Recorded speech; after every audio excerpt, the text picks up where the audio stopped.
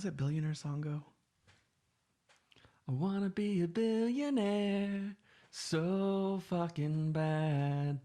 Well, ladies and gentlemen, welcome back to the Modern Day Apocrypha podcast, where we're talking about billionaires tonight.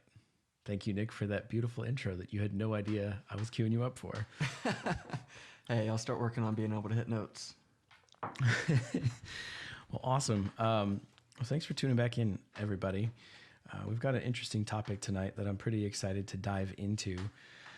We've got a couple of overarching questions that we want to dive into. And if this is not your first time listening to us, you know that's about all we need to ramble for an hour and see where this conversation goes. So Nick, where do you want to start? Do you want to start with like some of these questions? Do we want to start with like, I know you got a bunch of facts in here. Well, first of all, should we define billionaire? It's a number with 9 zeros at the end of it. I was so curious where you were going to go with that. Like, I mean, it's just a number, bro. It defines itself. How do we redefine billionaire or billion? I think this is our opportunity to just define it however we want. Okay, well, before we go too deep into redefining things that have solid definitions as is, let me start going over some of these facts. Some of the stuff that you put in here, bro, was fucking mind-blowing. The two people that we are probably going to reference a lot today because they're really relevant and everyone pretty much knows who they are, Mr. Bezos and Mr. Musk. Dude, talk to me about these numbers here. Man, so yeah, I just kind of got curious and wanted to take a snapshot of how wealth grows because I heard, this is just on, I think the news, or maybe I was listening to another podcast or something, but Probably PBS. yeah, it was probably PBS. So anyway, I heard that Jeff Bezos's net worth had tripled in just a couple months, or I don't even remember what the exact stat was. But anyway, it just got me thinking, and I was like, holy shit, like, what does that mean to already be a billionaire and then your wealth triples? We'll just call it overnight compared to, you know, your normal growth rate. And so I looked this up, and let me just break this down a little bit. So I pulled some numbers, somewhat arbitrarily, if you will, but pulled them so that you could see like the actual growth and see what was going on. Mm-hmm. So March of 2016, Bezos was worth $45.2 billion. March of 2018, so 2 years later, 112. So that's almost 3 times growth right there. That's a good couple of years. Dude. So between that, he's fluctuated from 160 billion in 2018 down to 113 at the start of this year, hence the pandemic. And now he's back up to 179 billion as of September, last month. $180 billion. Okay, so I'm just going to take us wildly off track for a minute. We'll come back and talk about important stuff. What would you do with that kind of money? Jesus Christ. Well, all right. So first of all, I just want to frame this up. If you take $50,000 a year, which I think the average GDP per capita, which is how much the average person makes per year in the US, is somewhere around 55,000. So let's just take 50,000 times 40 years that you're working. That comes out to, I think it's $2.25 million. Sounds so about that's right. like your lifetime average salary, $2.25 million in the US. Just let that sink in. Dude, the look on your face of just like complete bewilderment, like numbers. What the fuck is 180 billion? That's ridiculous. So I don't think that I could have even like a reasonable idea of how I would spend that money. Okay, so let me change the question and make it a little more tangible for you. Assigning a bigger number than you can handle, you win the lottery. Yeah. What do you do? Dude, all right, so this ties back to one of the conversations that we've had recently on political turmoil, but Honestly, like this is somewhat recent for me, so I don't know if this is a phase or what. Sure. But I'm kind of on a kick of recognizing that I don't need that much to be fulfilled and happy and have the things that I really want at its core in life. And so for me, it'd be like, well, get out of debt. So like pay off your house. And if you got fuck you money, then those Ford Broncos look pretty nice. I'd probably go get one of those. And then, you know, I mean, fix a couple things, get the things that I want, buy a little bit of land.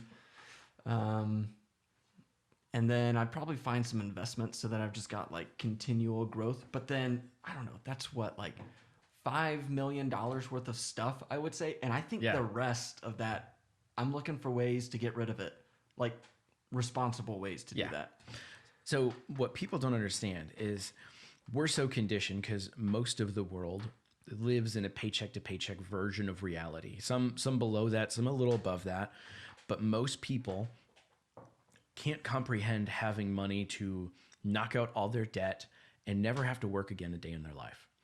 So your first thought is like, cool, I have to spend this money on things because that's all we can equate money to currently. But should you have access to unlimited funds, well, then it's like, well, fuck. Now it's not about what I can buy. It's what type of life do I want to create? How do I want to live my life? And sure, you could live extravagantly and go see all the places of the world and, you know, spend tens of thousands of dollars a night in the clubs. And I mean, hey, whatever, like you can. But that's still just an extreme version of consumerism, right? But now it's like, well, fuck, if I didn't have to show up to work every day and trade my time and energy for money to pay for my food, my transportation, my housing, I could create whatever life I wanted to. And then I wouldn't be afraid to think about what my boss thinks and not offending anybody. And not that I'm trying to be offensive, but you know, there's like social rules and social stuff we got to abide by so I can still keep doing this exchange of working to feed myself and fund my life. Holy shit, that changes everything. It's liberating. What you've described in my mind is self-reliance.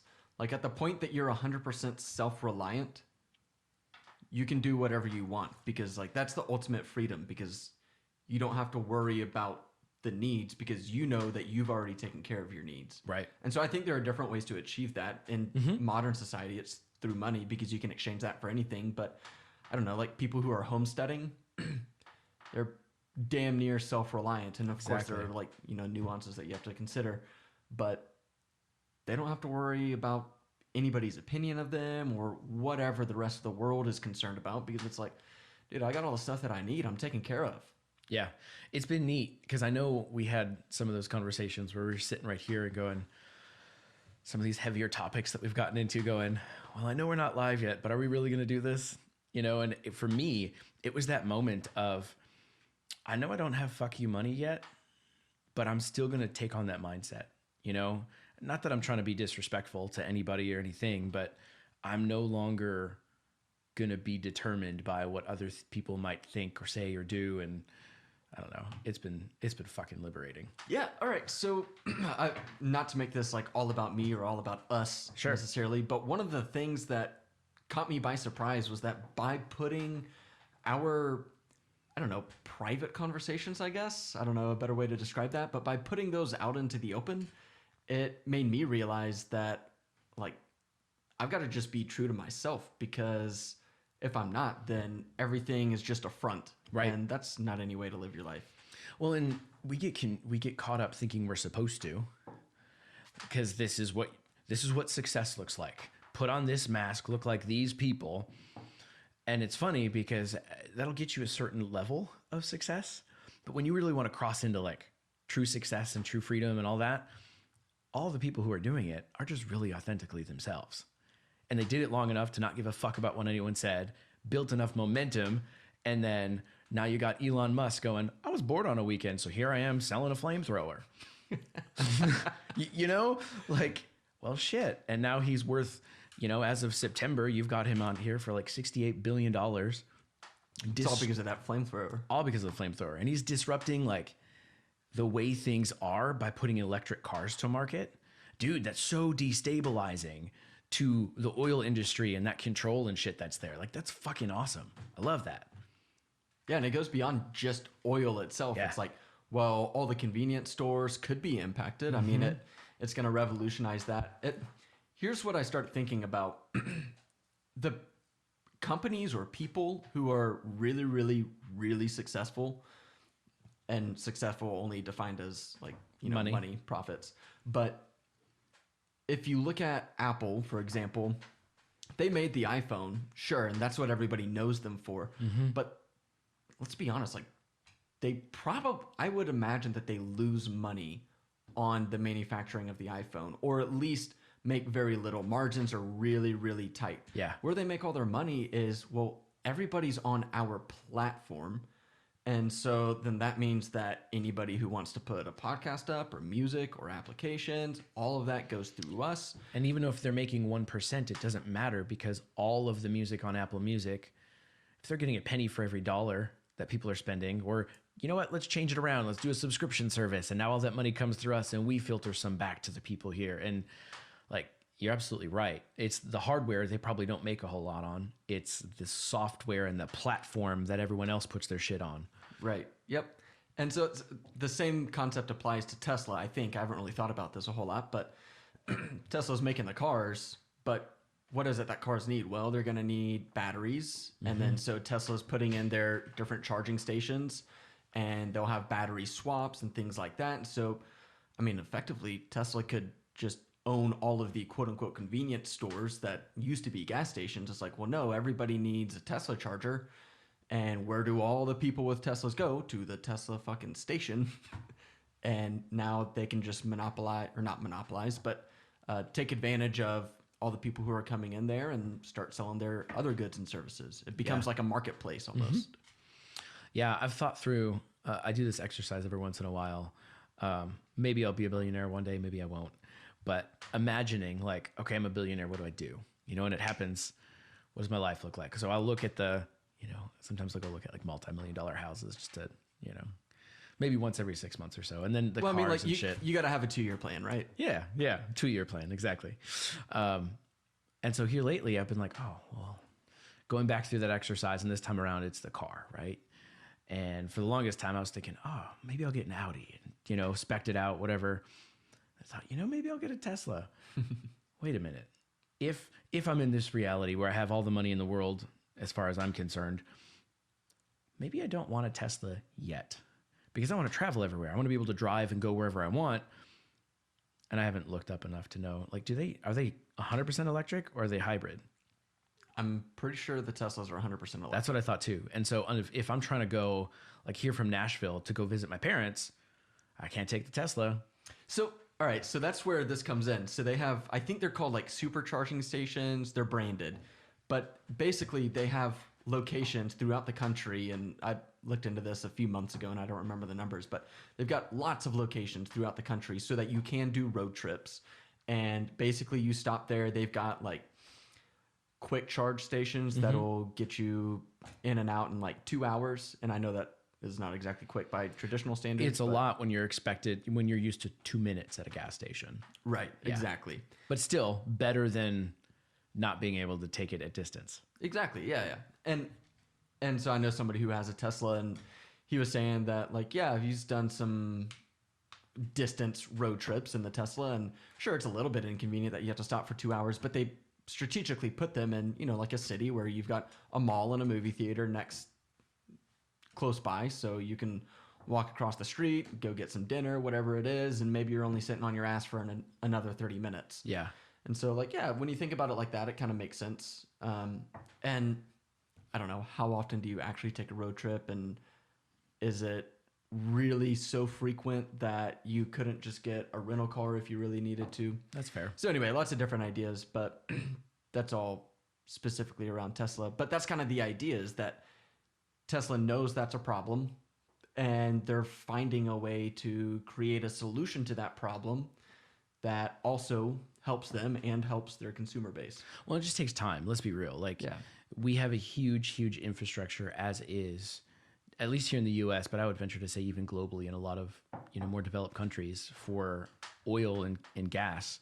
And it's going to take time to convert. I know there's been a lot of car companies that have said by certain dates, I think 2030-ish, they'll be completely electric just to try to help with, environment stuff. And so with that, we're going to have to take business in California. There's that. But there's going to be a transition period. So, it's probably going to take another 30, 40 years to really phase out all of this shit. And so, or longer, that's just me throwing out numbers. It's going to be a long time we're just starting to see these Tesla stations. And then once other companies start to get on board and put their own versions of stations, you'll have electric stations all over the place. Technology will catch up and it'll be even easier to do the 30-second thing we're used to with oil. But we're not there yet. It's just going to be this transition period. So it's exciting that we're getting there. We're just not there yet. Yeah, it all comes down to battery technology. Mm-hmm. Like that's the big hurdle to overcome across the board. And I think, batteries can be applied to just about any concept, anything that you want to be more portable. Could be NASA looking for more batteries to get you to Mars, or, who knows? Yeah. So, I think looking ahead at the future, the near future, I think lithium will become the new oil. Lithium's what's used in batteries, hence lithium-ion batteries, Yeah. And so right now I just saw that Tesla has a shortage of lithium, so they're like scrambling all over the place looking for lithium suppliers. It's like, yeah, that's interesting. So, and you also you mentioned that other companies are committing to being 100% electric. It's like all these different big companies are going to look for lithium. Yeah. Or someone's going to come to market with something even better than lithium.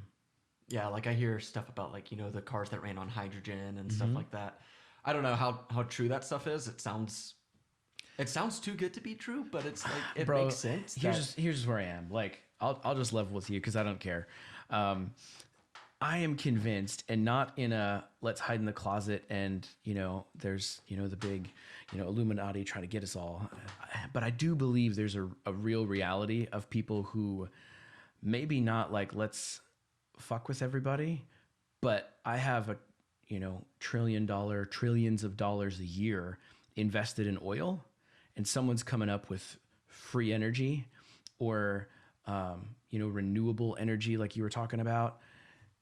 Fuck, shut that down.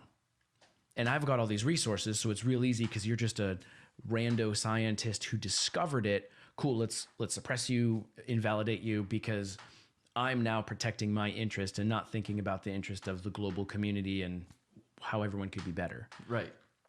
Like, come on, man. Get in early. Yeah, I don't think that's a far-fetched idea at all. Yeah, like it just makes too much sense to me. And when you really dig in, you see like a lot of these things of, everyone who goes down this path either ends up dead or very invalidated and suppressed. Like, well, so the specific example that I was thinking of that came to my mind was somebody invented a car that emits. I'm gonna bastardize this, but it's like it emits only water, or it runs on water, or it runs on hydrogen, something of that nature. And one of the oil companies bought the patent and was like, "Fucking destroy it." Yep. Like, get rid of that. Because it's a threat. Yeah, absolutely. Instead of making progress, that's really what it comes down to, is not making progress in lieu of protecting your own interests. So you want to insulate that position and make sure that your own interests are protected. And so maybe that's why people get a bad vibe from a lot of billionaires. Yeah. So I think that leads us into an interesting question. It's like, why is it that people have a problem with somebody being a billionaire? Yeah, I mean, I think you touched on it a little bit, but I think that a lot of times people expect, how do I put this? People compare, contrast realities. Hey, I'm working my ass off. Let me take an extreme stereotype example, right?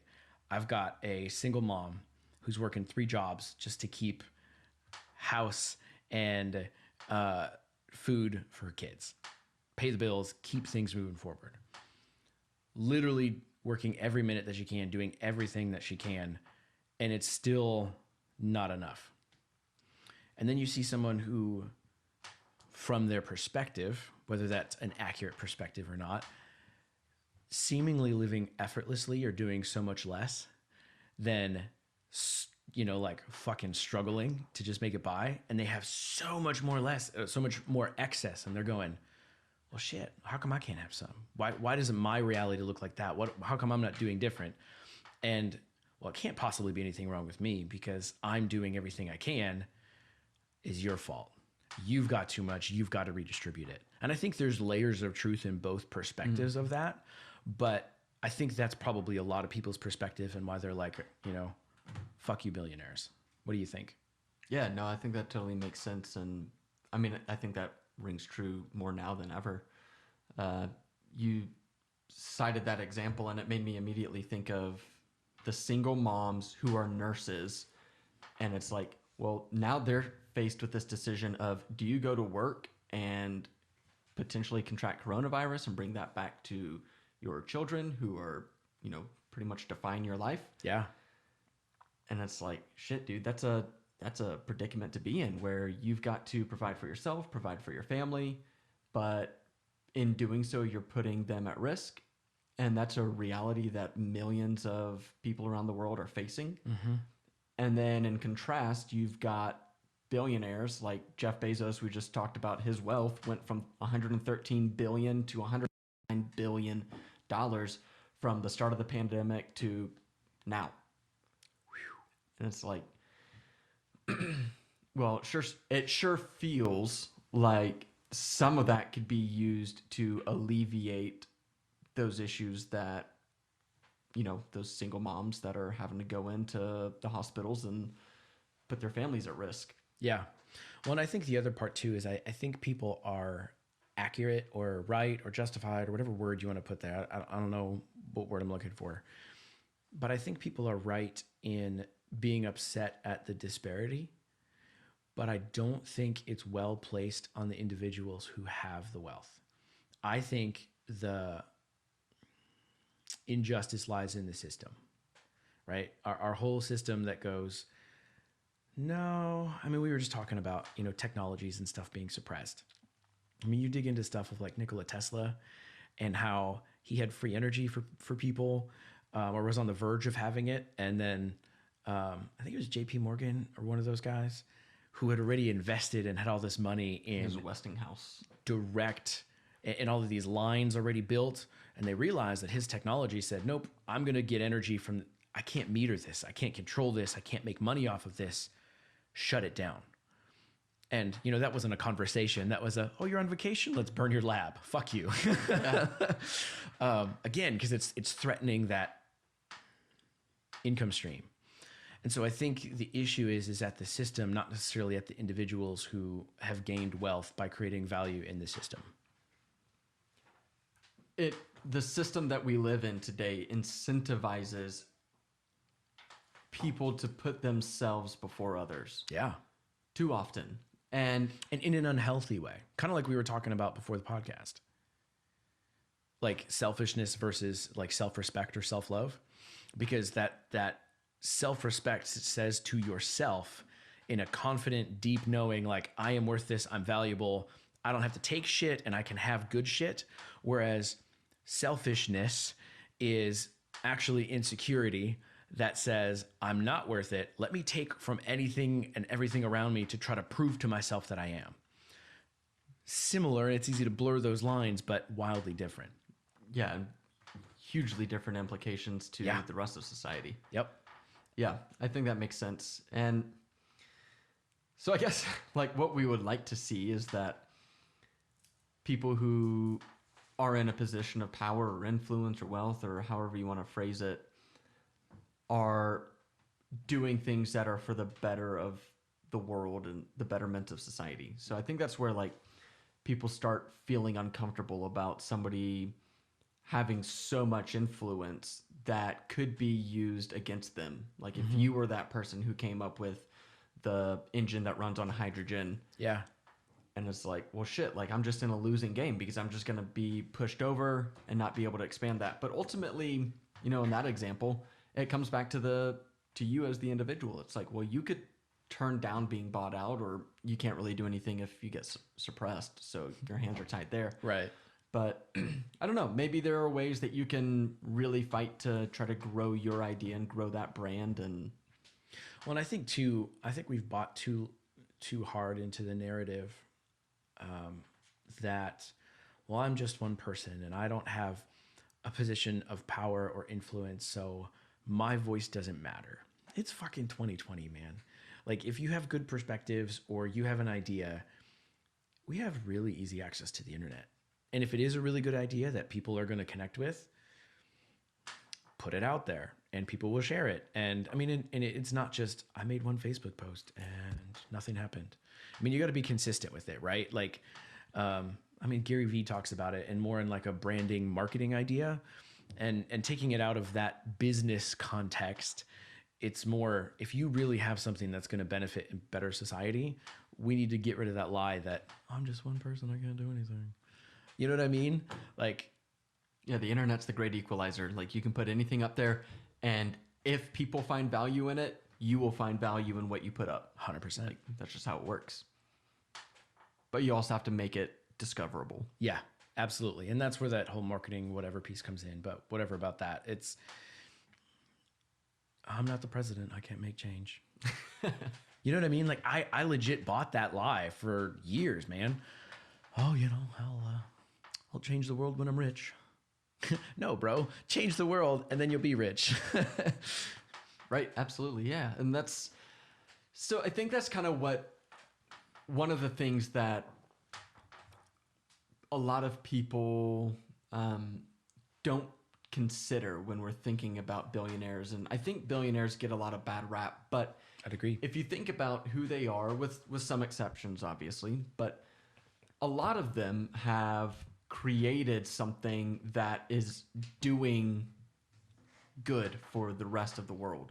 So if we use Jeff Bezos as an example, obviously I just want to be open and level on this conversation because there might be some bad things that he's done, and so we got to consider that as well. But in general, if you think about what he's built, Amazon, I think everybody that I know has used Amazon, and so that means that they've said, I see value in that product or that service, so let me give it a shot. And that's how you start making money.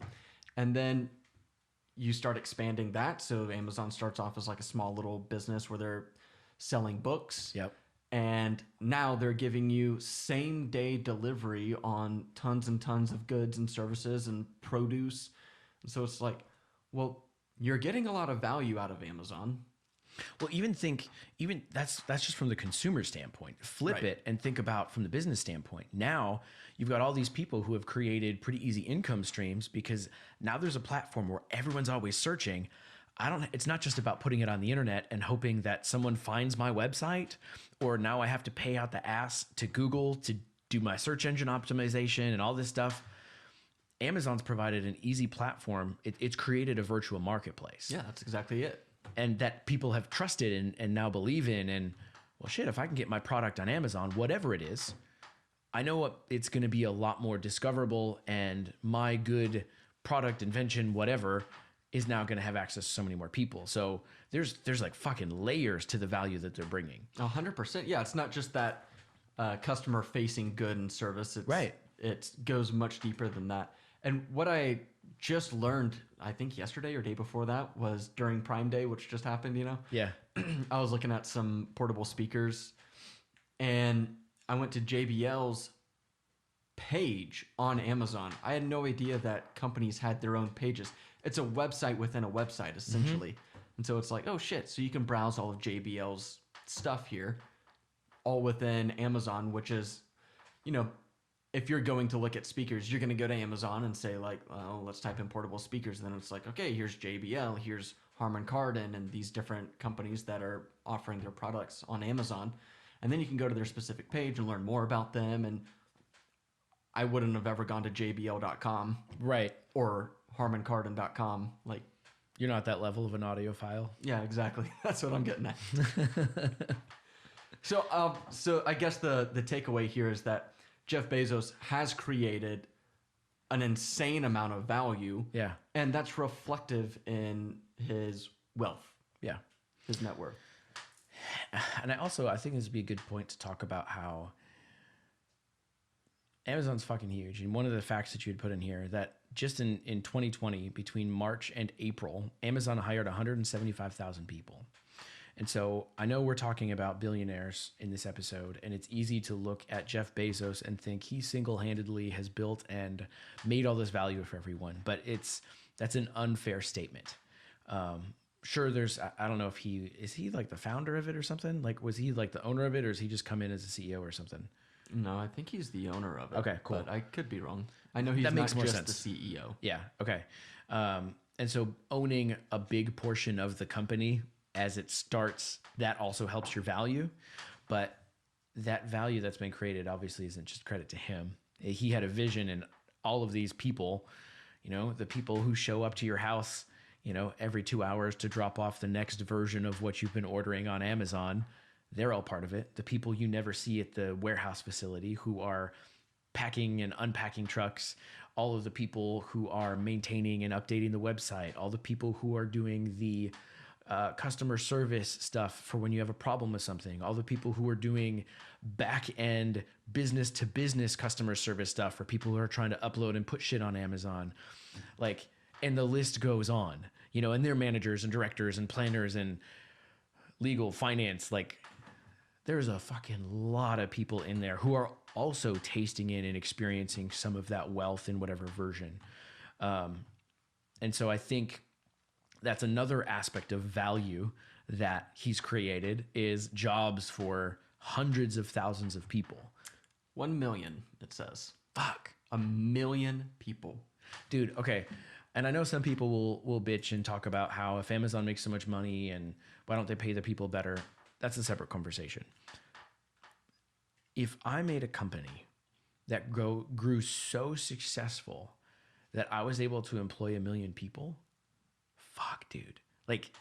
That's something I would hang my coat on and be so damn proud about. That because of me and my idea, 1 million people are now adding income to their lives and funding their lives.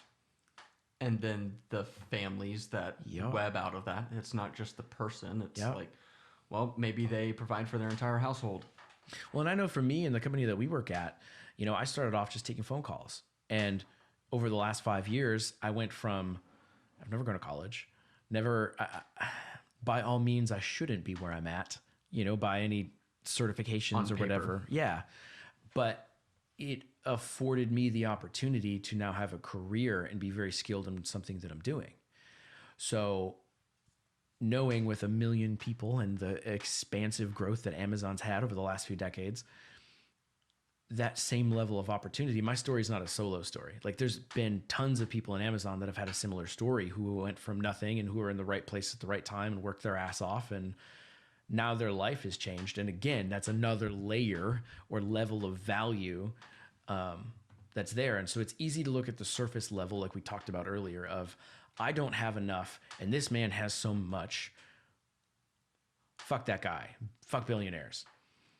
Well, hold on. Look at all the value. Maybe you're not tasting the value he's created. Maybe you are because you're ordering from Amazon and it's not the value you think you want. But that level of reach and value, fuck, dude. Yeah. Okay, maybe you are worth $180 billion for all the people that you've helped and created value for in one way or another. Well, shit. I can't be mad.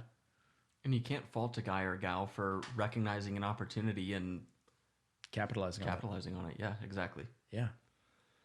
Yeah, I think so. There's a lot of hidden concepts in that, which is if we just kind of summarize what you were saying, it's jobs, business opportunities for other people to grow their own business, so sustain their own jobs and their own ideas. Yeah. And then all the goods and services that the consumers get to experience. All of that is value that's being added back to society. And because Amazon's found this niche where they've got as you said, a virtual marketplace, like that taps into everybody across the world and is something that everybody across the world can get value from. I'd argue that's making the world a better place. It's like elegant eBay. Because eBay was trying to like digitize the bartering thing. Like, oh, let me bid on this. And well, let me, and you know what? I just want it. I'll buy it now. Like, it's a hassle. Like, it's neat if you want to go in and that's your vibe and you want to like haggle and shit. But man, I just want to go buy something. Like, I don't want to have to sit and watch this thing. And it's fucking exhausting for me personally. Some people are into that. They make a lot of money. They get a lot of deals. Good for you. Keep doing it. Enjoy it. But man, Amazon, click, click, done. And then you add the 2-day shipping. Shit. It's an elegant solution and it's changed how everyone else does business. Now, Walmart, Macy's, fucking anyone else who did any online ordering. Well, I ordered it online. I can either, I guess I'll wait a couple weeks. I ordered some shit in the past couple of weeks, like from Etsy and stuff. And it's from people overseas. And I'm like, God damn it, I'm gonna have to wait a month for this. Amazon's conditioned and changed the standards for shipping in the world. I now expect my package to arrive day after tomorrow. Yeah. Or if you're in like New York City or a downtown metropolitan area, it's like, yeah, in about 4 hours, I'll have all my groceries delivered. Yep. That's pretty badass.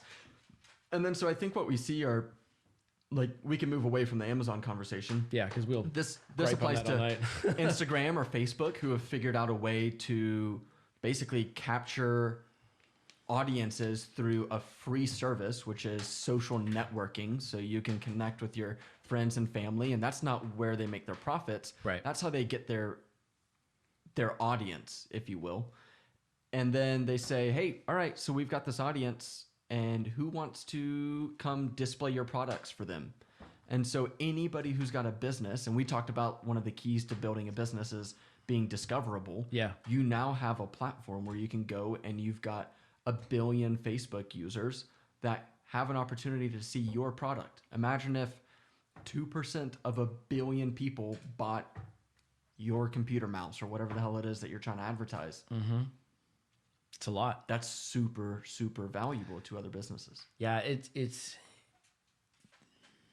makes me think of, as you're talking about that, like back when I used to go to festivals, like music festivals, and not all the time, but once in a while, especially at the big stages. All right, here's a quick video from our sponsors.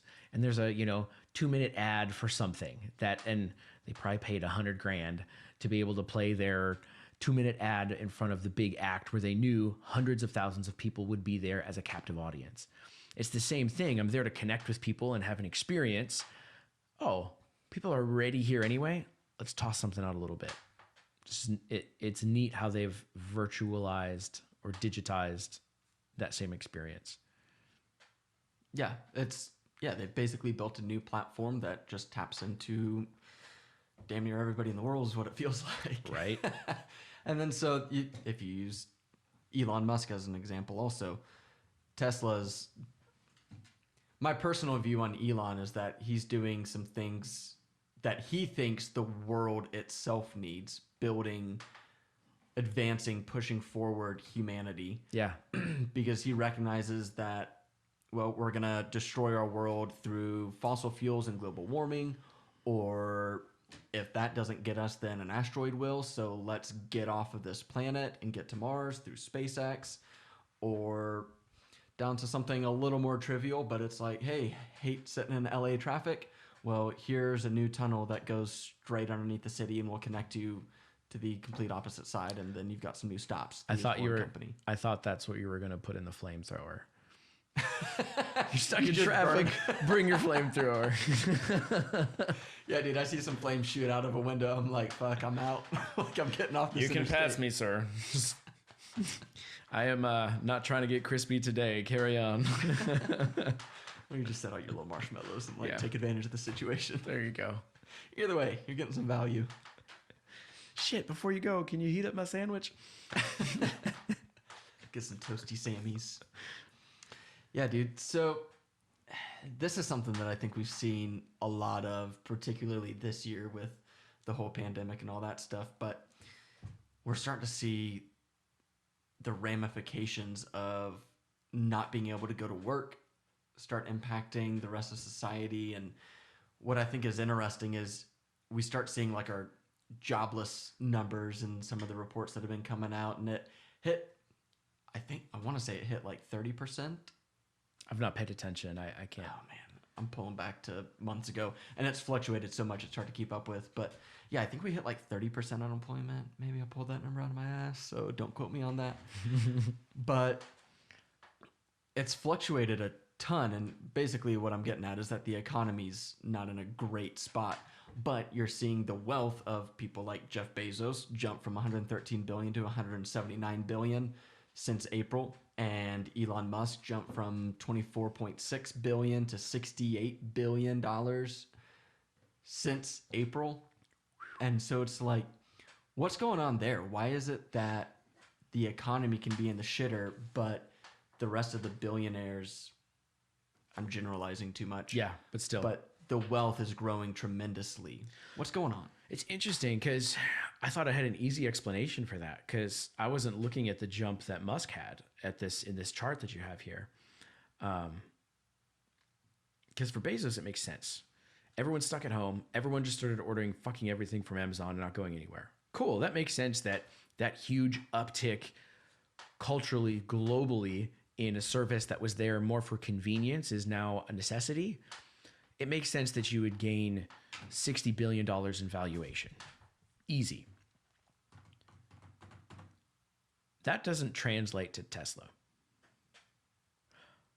So I don't know. Because I was like, oh, I got this. It's right here. It's easy Yeah, explanation. But, well, fuck.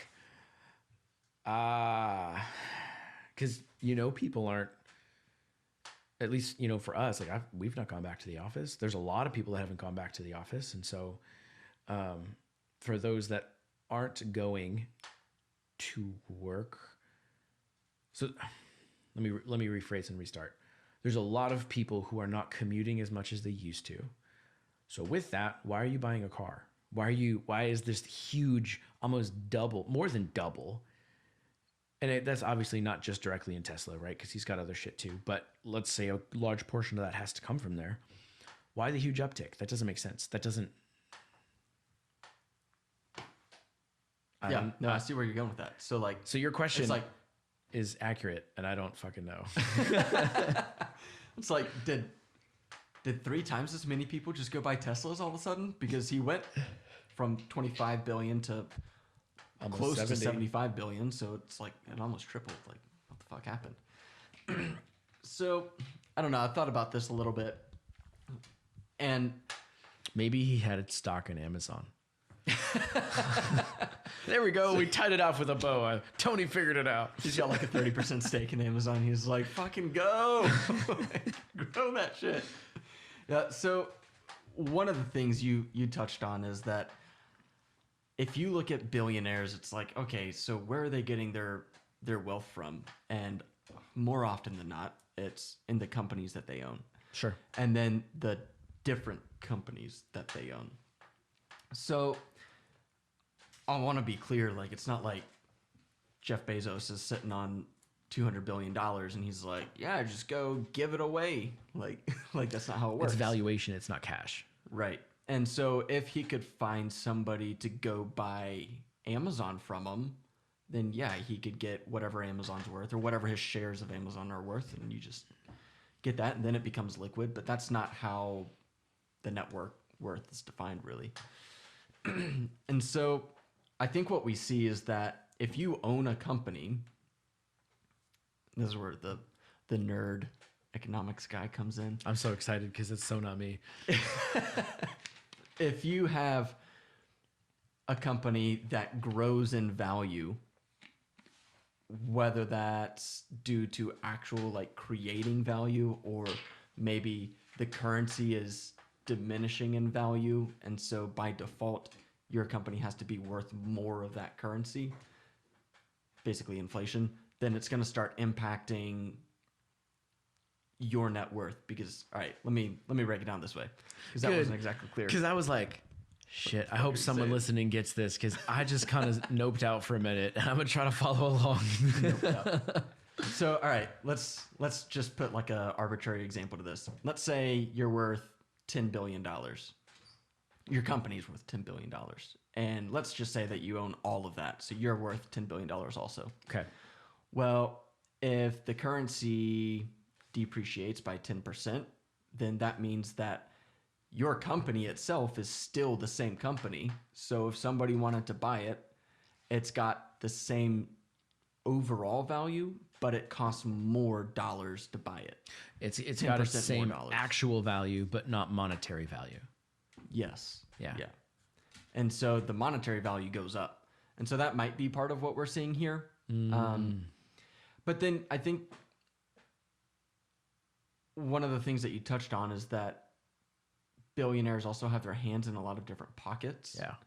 And so it's like, while I think about myself as getting my net worth from, the paycheck that my job gives me, Yeah. it's like, well, if you own or if you've got stakes in all these other different companies, then your net worth is going to go up as those other companies go up. And so that's how I think like the wealthy start making more and more money, because they've got investments and all these different Well, it's also groups and organizations. it's the network and the circles too. When you're a billionaire, you start hanging out with other billionaires, and then, well, I know this thing over here. Oh, cool. I've got an extra, $400 million. Here you go. And then shit happens. Where you and I can do that with, oh yeah, I got $40. Yep. Doesn't really work the same. Yeah. And so even on a percentage wise, so maybe I make 10% on that. Cool. I made $4. Oh, they made $40 million. Like shit. It's once you have so much more capital, those percentages mean they translate to so much more. And so it's easy once you hit that version of critical mass to just continually make more and more. Yeah, then it just exponentially grows and you become what we're seeing today. And so I think that's where you start seeing like this wealth gap start coming in. And that's what I think a lot of people, if we go back to our question, like, why is it that people have a problem with billionaires? And I think a lot of it has to do with that idea that there's like this massive wealth gap and it just keeps growing and growing. And so I think we may have talked about this in a different conversation at one point, but whenever you own assets, whether that's like a house or something that appreciates in value, like a company does, then that allows you to continue growing regardless of what your own actions are. So like you can go work on something else because your money that's wrapped up in this solution is going to keep growing. Like you've invested in that. Maybe you hired a manager to run your restaurant and it's like, cool, I'm going to walk away and sure, I have to pay that person $80,000 a year, but that just comes out of my pocket and that's still making money. The restaurant is. So I'm going to go start another restaurant and then a third and a fourth and a fifth. And it just continuously builds and grows. Hashtag Gordon Ramsay. Yeah, there you go. He's got like 4 restaurants in Vegas or something ridiculous. Yeah. And then a whole TV show. Good for him. Yeah. So yeah, like he found a way to diversify and then he continues to grow. So I think that kind of brings us to that concept of like the stock market, which is where the net worth for a lot of these people who own companies comes from, is not tied to the real economy. I follow, but explain. So here in the US, we just had like a $3 trillion stimulus package. And if you watch the stock market, it was like starting to drop before that got announced officially. And then when it came out, it was like the stock market just goes up. And it, if you remember, it hit like, I don't know, NASDAQ or Dow Jones, I forget which one, hit like $18,000. It'd be the Dow. Fell from 26,000 to 18,000. Yeah. So that's a huge loss in terms of net worth around the world or around the country. Well, and it's interesting because it's all based on fucking emotions. Yeah. And so that's I guess what I'm getting at is you start seeing $3 trillion get pumped into the economy and then everybody who's got money tied up in stocks says, oh, well, cool. Like I feel safer about putting my money back in the market. And so it went from 18 trillion or 18 billion back up to 26 or whatever it's at right now. It's nuts on how, like you talked about, like the conversation with inflation, the value of the actual company hasn't changed. What the companies individually and collectively give, do, produce, sure, when stuff was shut down, cool. There's a lot of things like restaurants and music venues, what they can give, do, and produce changed, but not across the board, right? It was all fear. It was all speculation. And so it's just interesting to me on how people kept going, doing the exact same thing at their job a week prior, brought this much perceived value to the marketplace collectively. And then because people were afraid of the unknown, now that same job, that same effort was now valued exponentially less. Because people lost their job? No, I'm just trying to distill it down from the company that's losing valuation to the individuals in the company doing the same job. Gotcha. The company creating the same service, selling the same shit. It's crazy.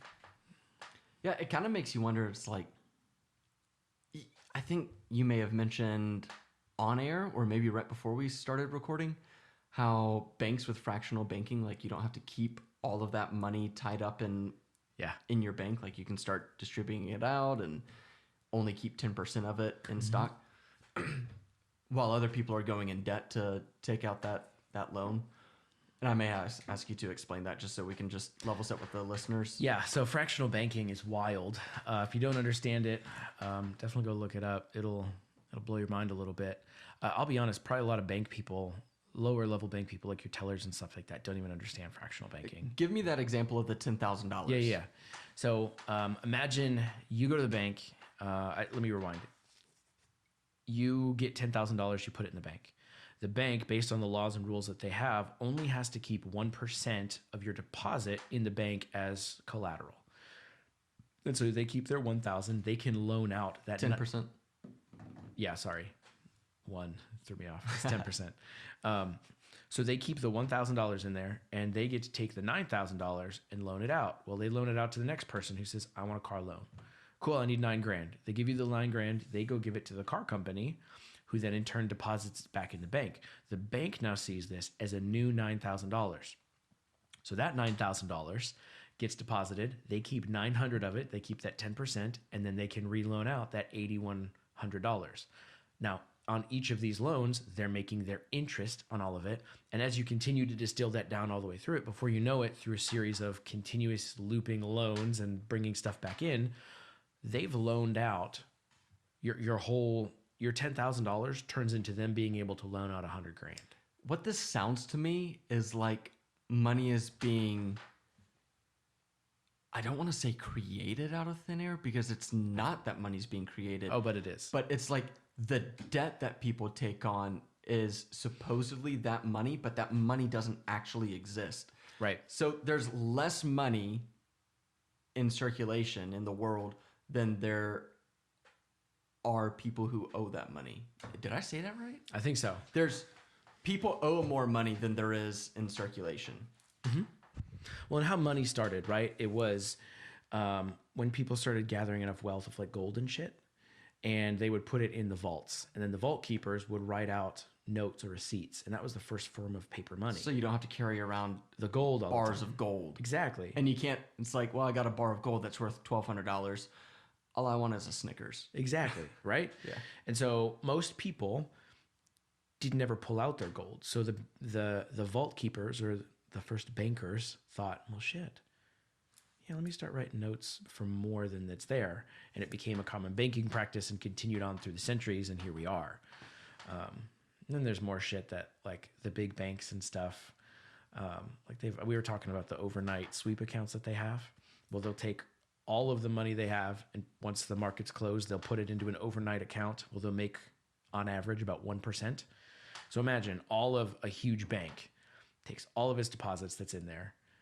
So they're already making fuck tons off of what they're loaning out. The interest rates. Yeah. And then they take what's actually in there, put it into an overnight account, and they make 1% a night on the business nights, right? So on average, it's like about 20 nights a week, or not 20 nights a week. Who the fuck am I talking about? 20 nights a month that they can do this. So they're making 20% a month on what's sitting in there.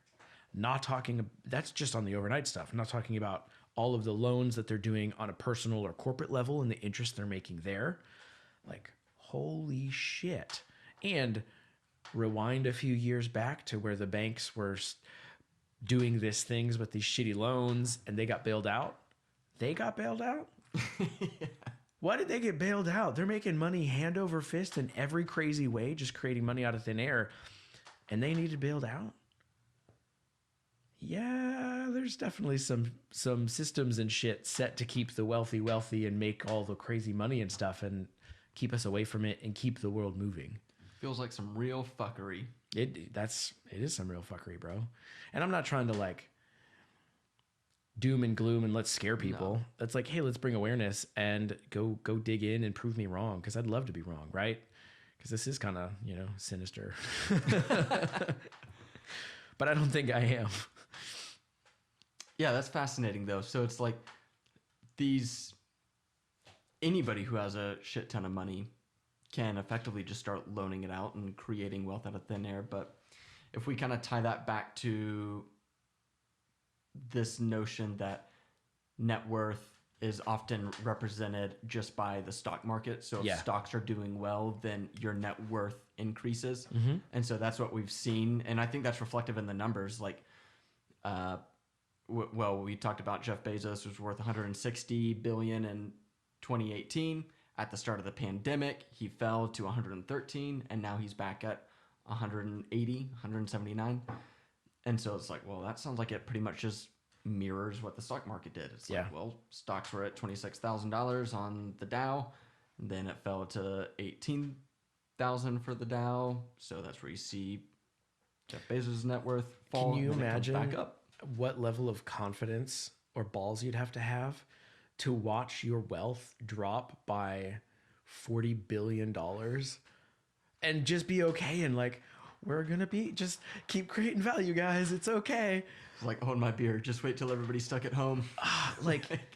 Just thinking about that though, because as you have these valuations and you're at that level of extreme wealth, whether it's several $1 million or hundreds of billions of dollars, fuck, dude, can you imagine getting to that point?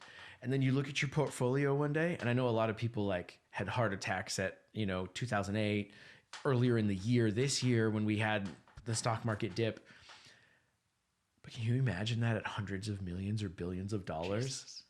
I don't know. I think it's a different feeling though. Like, I get what you're saying, but in my mind, I'm sitting there thinking like, dude, as long as I got $2.25 million, I got a lifetime's worth of salary here. Like, I'm good. Just don't get below that. But think about being acclimated to hundreds of millions of dollars. Yeah. Right? You're used to having your yacht and your properties wherever, and your style of living now drops by a third. Like, I'm going to start to get worried. Like, oh, I'm not in cold water, but I'm having a reaction that feels like cold water. Yeah, I wonder if there's a difference in like feeling like, let's say you've got $100 million, which is very much fuck you money, but it's like you can only buy 3 airplanes. When you compare that to like losing $40 billion, but still having $113 billion, and it's like, I don't even know how I'm going to spend that. That's fair. I couldn't buy enough airplanes to even spend all my money. Yeah. I don't know. Maybe there's a threshold. Obviously, I am. This is all hypothetical bullshit, but I would. Yeah, that'd be a non-sober day for me. Like, all right, fuck guys, we're gonna make a plan tomorrow, but today I'm gonna be out of it. Be wasted. You know what? In fact, I'm gonna take tomorrow off too. Yeah. So, one other thing that I started thinking about was like, all right, we've talked a lot about businesses because naturally, if you've got $1 billion, you probably have some stake in a business. It's got to come somewhere. So these mega corporations that employ like 1 million people like Amazon does, according to Google, or I mean, even if you have 10,000 employees, you're a big business. Yeah. When it really comes down to it. And so what I think you see is that those businesses are able to absorb more losses because they've got bigger reserves. They've got more sustained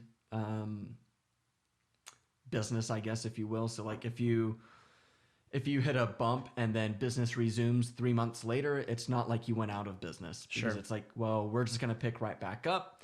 And sure, we had some hardships as a result, but we'll be okay. Yeah. The business will survive and you're still in business. But if you're one of those restaurants that, well, I only owned 2 restaurants and they're really local and I didn't get income for 3 months and that meant that I didn't pay rent for 3 months, well, you might have gone out of business and you no longer have a job. That business doesn't exist. And so I think that you see, if we go back to the question about like, why do we see the wealth of billionaires on the rise while the rest of the public is kind of in the shitter, is what it feels like sometimes. Maybe that's another factor. Well, you have the capital to sustain those dips, like you were just saying, like we talked about dipping from 160 to 110. I still have $110 billion. Things might be tighter than I'm used to, but I still have more than enough to sustain my shit. Whereas the single business didn't have enough to sustain itself. And now in turn, people still have to eat. So that money that was going to single business that doesn't exist is probably going to something that was able to sustain itself, which also explains this big disparity after events like this. Yeah. And you made me think about like, if I were a fat dude and I'm going into the winter and it's like, oh, I don't have any food, but I can survive off my fat reserves. Yeah. And then I get on the other side of the winter and now it's spring and all right, cool, I can eat again and we're good. But if you're just a skinny dude like me, then I'm just going to die during the winter. Like there is no Spring comes to recover. and we find a nice little sarcophagus with Nick inside. Oh, you think I'm worthy of a sarcophagus? I don't know about all that. I don't know. I just imagine mummies when people die and shrivel up. So Hey, if I get my own pyramid at the end of all this, like I'll just be a happy camper. all right. Well, when I get $1 billion, I'll make sure to make you a pyramid. You'll get me a pyramid. I appreciate it, man. Well, one of the questions we haven't tackled yet is, are billionaires inevitable? Are they just a byproduct of capitalism, a wealth gap, inflation? I know we've flirted with some of this, but what are your thoughts? Are they inevitable? I think yes, and let me explain. So like my initial reaction was like, well, no, they're not inevitable because let's say you live in a communistic society where you just redistribute all the wealth. So like you could just set a cap and say nobody gets to be a billionaire. Well, somebody still does, and that's the person that gets to redistribute all the wealth. Right. They're the billionaire. The government is, or whatever. Mm-hmm. So I would say yes, but it's such a complicated question because it's also like, well, what if $1 was worth what $1 billion is today? Well, then nobody would be. So then take away the number, right? Yeah. Is ultra wealth inevitable? And I think the answer is yes. Yeah, I think so too. I remember, I can't remember who said it or where I heard it, but there was a quote about, and it was trying to change, it might have been in Rich Dad, Poor Dad, now that I think about it. And he was talking about, and I could be wrong, but whoever it was talking about if you redistributed the wealth evenly within a short period of time, things would reset themselves to the way they are. And it's because people typically, I'm trying to think about how to put this, their reality is equal to their value. And that value is going to be knowledge and stuff as well, right? And so those who know how to create value and sustain value are going to be able to recreate it. And even if all of their capital's gone, well, they know how they did it. They know how to create the systems and gather the people and rebuild Amazon. And so I think that's a big part of it. And I also think we talked a little bit about systemically that wealth gap. I think our education system does a terrible job at teaching people how to create wealth or even just self-sustainability wealth. You don't have to be a billionaire to be wealthy, or prosperous, or however you want, whatever word you want to put there. We're taught to be, what's the word? Submissive Just listen to your authority, quietly do your job, do your assignments, and then you go into the workforce, and guess what? You do the same thing. Well, shit. And then there's the few that know how to hang out in the right circles or were taught with it. And you see some of these like ultra wealthy families who have stayed for centuries because they understand and they've been in control and they know how to continue to keep the system going. And those of us who just, we're born as normal people. Oh, and we bought the narrative. Okay, well, you go to school and learn how to do it and get a good job. And man, I'm struggling. What you made me think of was a book called Extreme Ownership. It's by 𝗟𝗶𝘀𝘁𝗽𝗃, who's a former Navy SEAL. And I think it's on my bookshelf right now, waiting to be read. Yeah?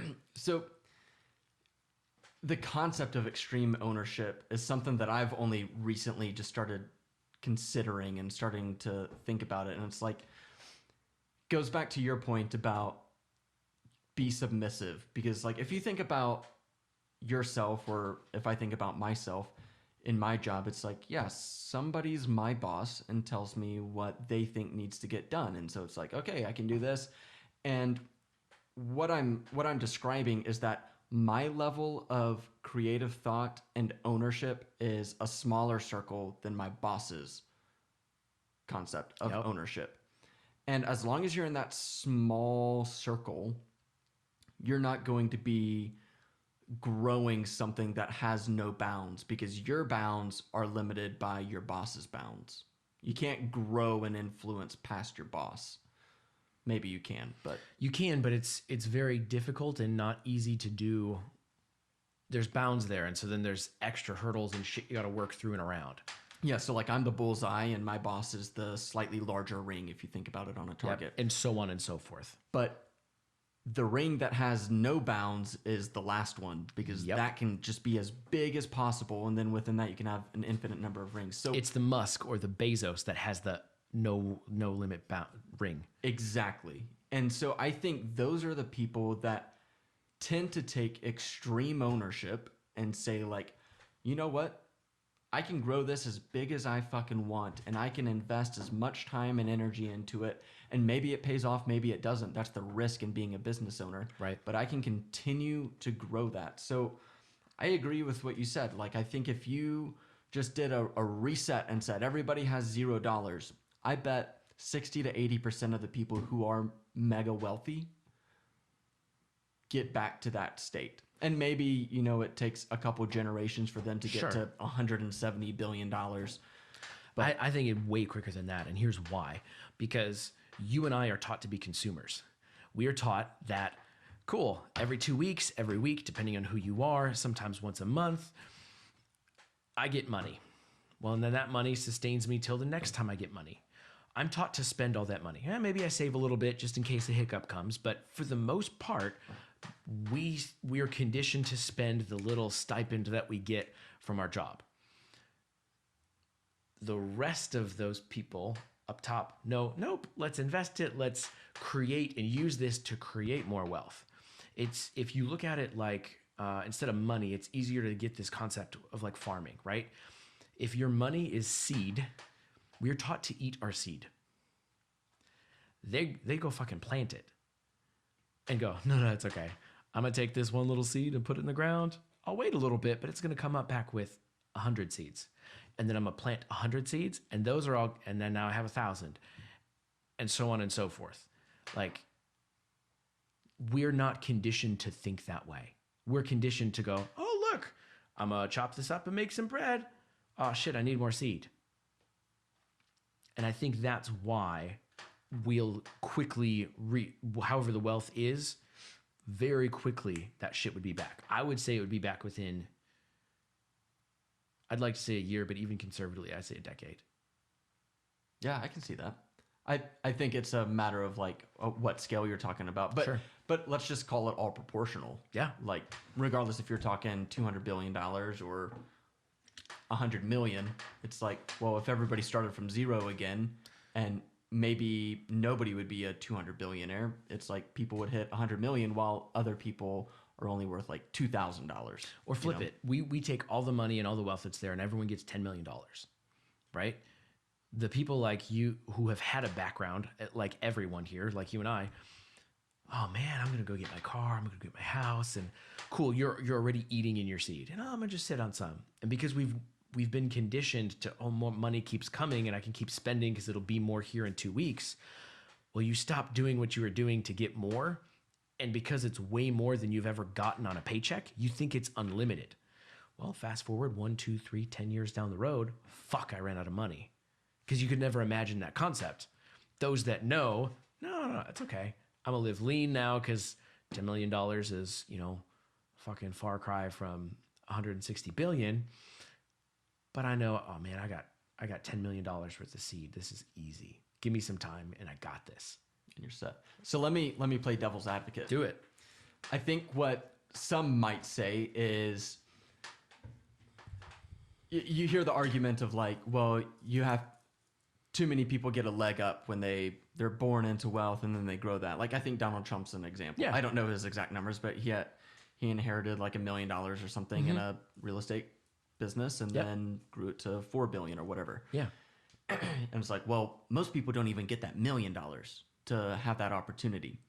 But I think that growth that you're talking about is proportionate to most ambitious people. So if you start with nothing and even like super destitute, homeless, whatever, and you really work your ass off, and now you, at the end of your life, you're making 60, 100 grand a year, that's proportionate to, hey, I started with $1 million and now I made it to billions. Right. And I wholeheartedly agree with that concept.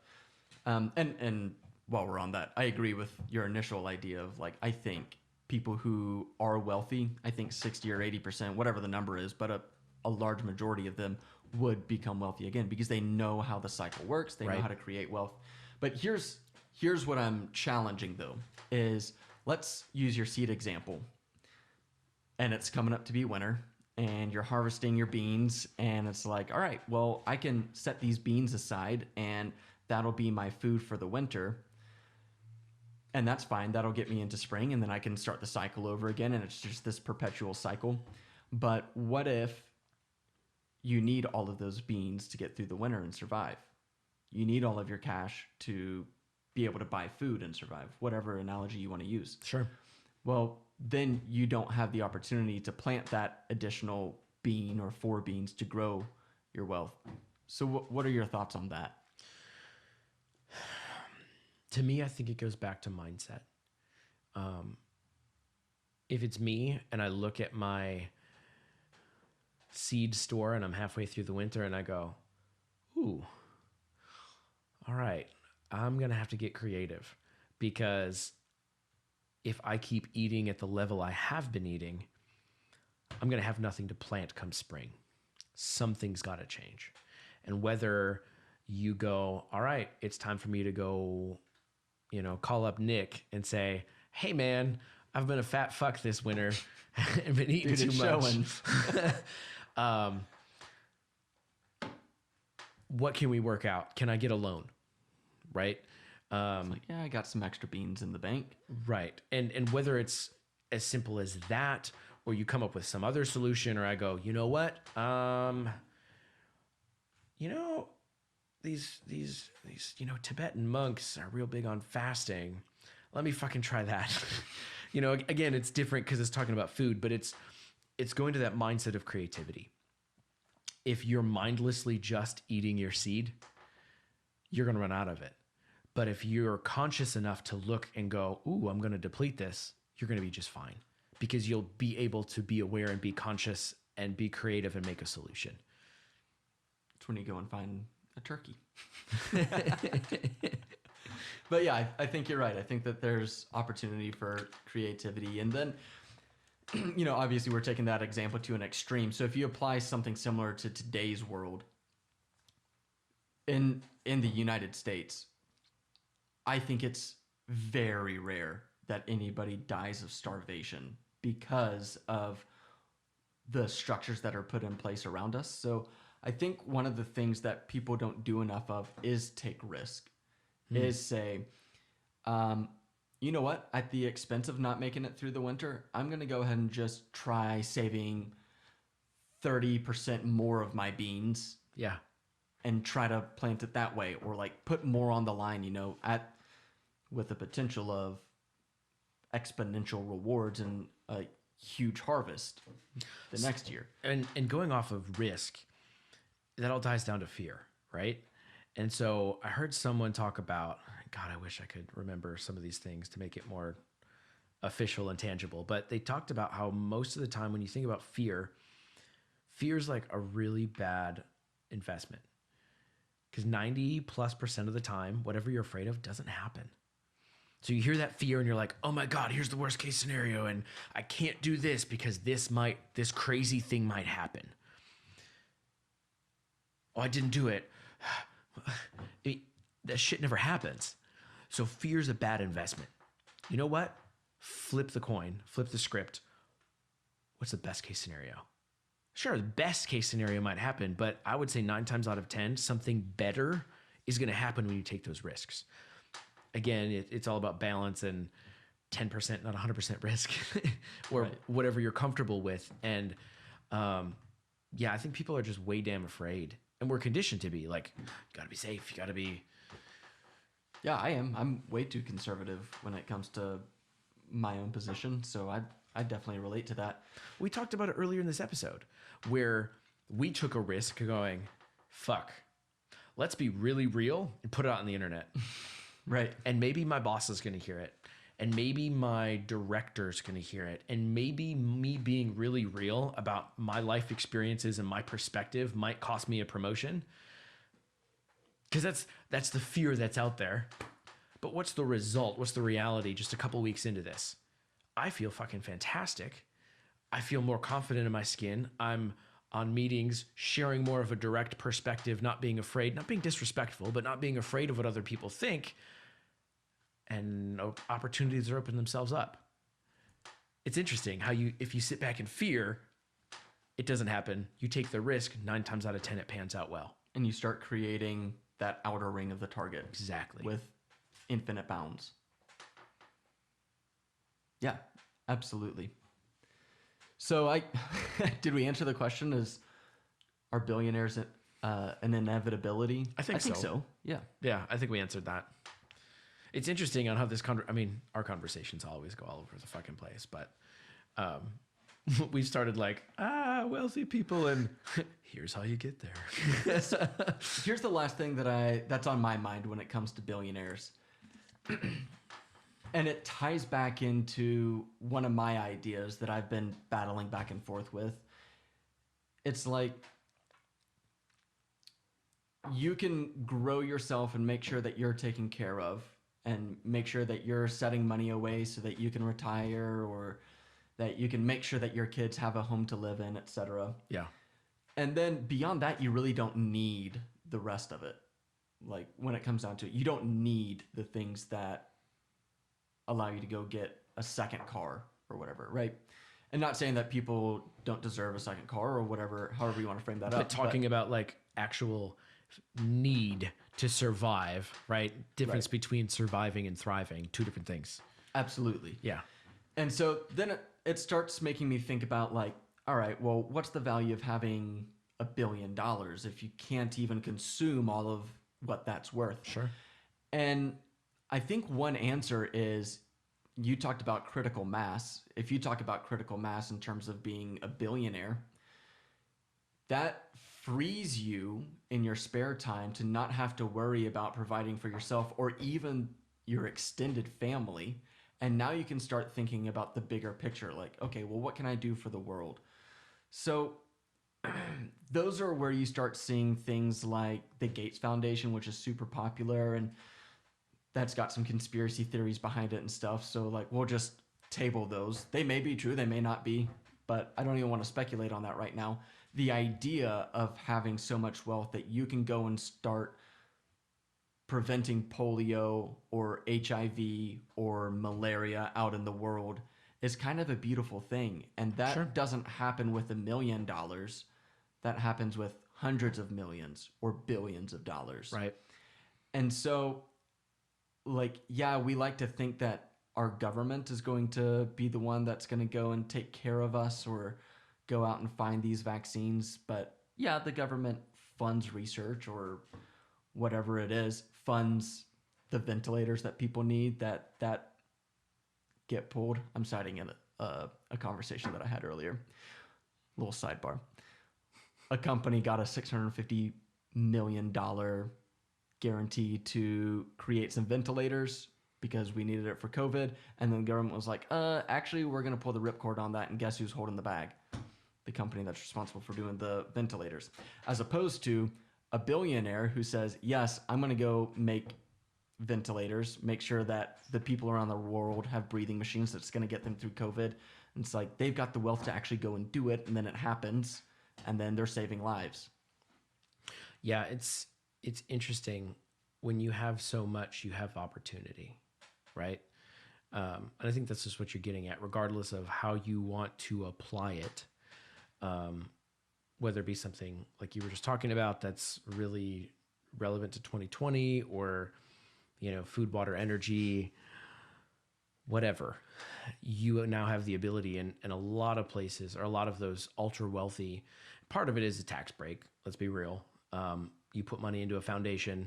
It's like taking it out of your right pocket and putting it into your left pocket. And guess what? I get to keep more of my money, or keep in direction of more of my money, because I now get a tax break for it. Mm-hmm. But still, there's systems that allow us to go, all right, well, let me help and make shit better. And I think that's another fantastic piece. You're absolutely right that we really haven't explored too much today on the podcast. That's how I feel about what Elon Musk has done. Is I think he got his wealth from PayPal. PayPal, yeah. And so I think he got like $1 billion from that or something like that, which is a shit ton of money. But then he says, okay, I've got $1 billion now. I don't have to worry about surviving. He almost went broke. Oh, yeah? Setting up Tesla, SpaceX, all this shit from that. I believe it. Like, he went balls to the wall going, have you heard a story about when he was starting PayPal? I think it was him and his brother, or whoever his partner was, but I think it was his brother. And they were working 12-hour shifts. And taking turns coding. Yep. And so you'd have to work 12 hours coding, and then you'd have a little bit of time letting the other guy know what you did all night or all day. And then you'd go have an hour to eat, sleep for your 8 hours, 10 hours, whatever. And then you'd get up and you'd swap over again. And they did that for however long it took to be there. So he knew what it was like building from nothing. And so when he got $1 billion, he was like, fuck it. Doesn't matter. I know I can do this again. I have that drive and that crazy passion to work 12-hour shifts and have nothing else in my life, because this is what I'm creating. And then, so what I think that does is that initial $1 billion allowed him to say, okay, what are the big picture items that I want to hit? I solved the problem of how you easily pay your friends, right? And exchange money. So you don't always have to have a bank. And then, so like, what next is it that I want to tackle that's for the good of people? And it's the things that we talked about. It's like getting off the planet. It's renewable energy, solar power, things like that. And so he's able to think big picture and actually start doing things that are for the global good, as opposed to just his small little area that a millionaire might be able to influence. Right. Absolutely. Yeah. And I think it's a different journey that he's taking, because not everyone sells their company. Right. Right. Bezos hasn't. And so you can see him continuing to build with just this one thing. But because Musk sold his company, it now liquidated his capital and allowed him to in turn diversify and create all this other shit. Not saying one path is right or wrong. It's just different and allows different opportunities. Absolutely. And I think I would argue that Musk is a guy who recognizes that it's okay to take the risk, because, as you said, he can go create it again, or at worst, he files for unemployment. You know what I'm saying? Like, right. And I think that's interesting, because I think the perspective of the ultra wealthy or billionaires is more of the perspective of your, and again, this is not full perspective, what I'm about to say, but it's what people see of like your typical Jeff Bezos. You stick with your company, you just do your thing, and you've got all this crazy wealth. And unless you take the time to look at all the good Amazon brings to the world and all the layers of it, you go, oh man, he's just a greedy, wealthy guy. Whereas Musk he puts it in your face. Yeah, I made my money with PayPal. And now I'm making renewable energy cars. I'm making, stuff to leave the planet because NASA's been dragging their feet. And let me just take it into my own hands and let me do this underground shit that you're talking about. Well, shit. That totally shakes my perspective, or my stereotypical perspective, of ultra wealthy people. And sure, like, you might say, well, he's just trying to make more money, and that's fine. But my opinion is that regardless if he's trying to make more money or not by starting these other businesses, he's doing things that are bringing value back to other people. And so it's like good for everyone. And my personal opinion is that he's just finding a way to make the goodness that he's providing sustainable. Ooh, struggled with that word. and have a bigger reach. Right. Absolutely. And so, like, with maybe he could start exploring galactic mining operations or something, because he's able to go to asteroids and pull diamonds back, and those diamonds can be used for industrial reasons. And it's the new battery material we need. And bingo. Yeah. Are diamonds it?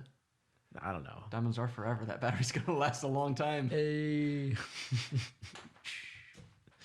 So I think one of the takeaways that I'm pulling from this is that